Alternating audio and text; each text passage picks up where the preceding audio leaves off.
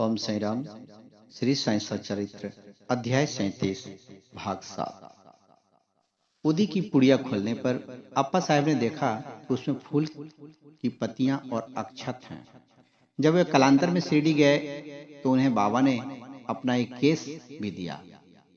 उन्हें उदी और केस को एक ताबीज में रखा और उसे वे सदैव हाथ पर बांधते थे।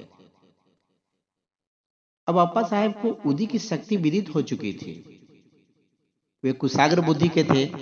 प्रथम उन्हें 40 रुपया मासिक मिलते थे, परंतु बाबा की उदी और चित्र प्राप्त होने के पश्चात उनका वेतन कई गुना हो गया तथा उन्हें मान और यश भी मिला। इन अस्थायी आकर्षणों के अतिरिक्त उनकी आध्यात्मिक प्रगति भी शीघ्रता से होने लगी। इसीलिए सौभाग्यवश जिनके पास उदी है उन्हें स्नान करने के बाद मस्तक पर धारण करना चाहिए और कुछ जल में मिलाकर तीर्थ की तरह ग्रहण करना चाहिए। मुझे मेरा रुपया दे दो। एक नया शीर्षक है। सन 1917 में ही गुरु पूर्णिमा के शुभ दिन जो अभी जिला ठाणे के हरिभाव कार्णिक शिरडी आए तथा उन्होंने बाबा का यथाविधि पूजन किया और उन्होंने वस्तुएं और दक्षिणा आदि भेंट करके सामा के द्वारा बाबा से लौटने की आज्ञा प्राप्त की। वे मस्जिद की सीढ़िया से वे उतरे ही थे, उन्हें एक विचार आया कि बाबा को 1 रुपया और अर्पण करना चाहिए।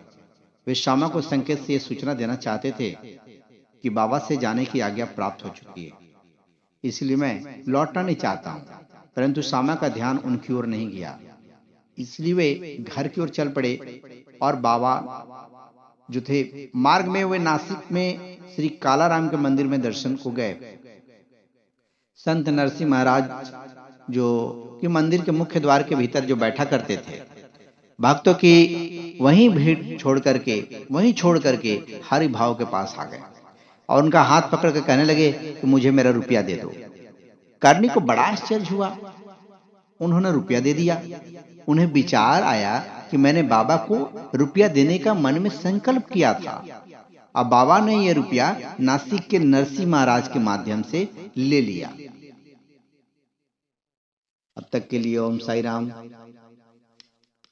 आप सबको बाबा का आशीर्वाद मिले, खुश रहिए, सुखी रहिए।